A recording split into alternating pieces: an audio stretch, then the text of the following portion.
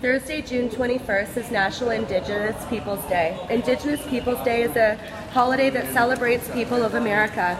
It's celebrated across the United States and its official city and state holidays, various localities across the country, including Canada.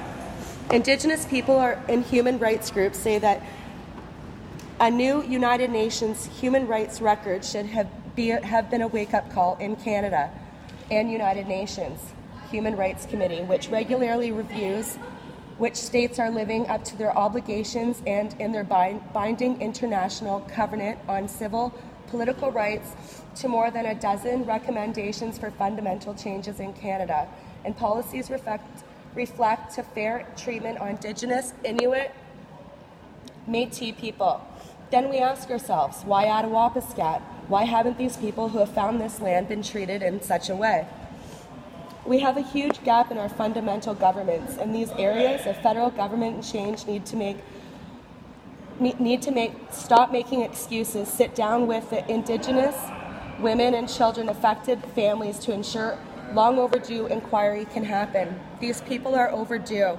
These people have been treated unfairly, removed by their land, by our governments, and the governments that have turned their backs completely. How, you may ask? Everyone remembers Attawapiskat and all the suicides that they had in their living conditions. Their schools were full of mold, freezing, and diesel was leaking in, and these children had to breathe it in every day.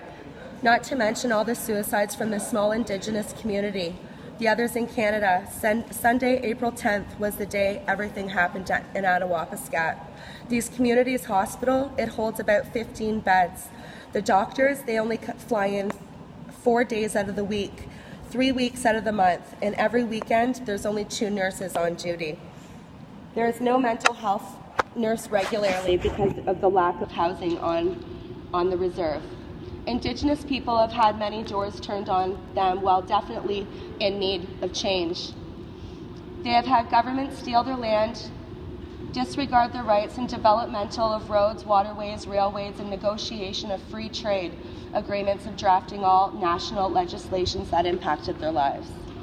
Our government really needs to step up to these amazing cultured peacekeeping chiefs and elders for the communities to make change, and it starts with you, Mr. Trudeau.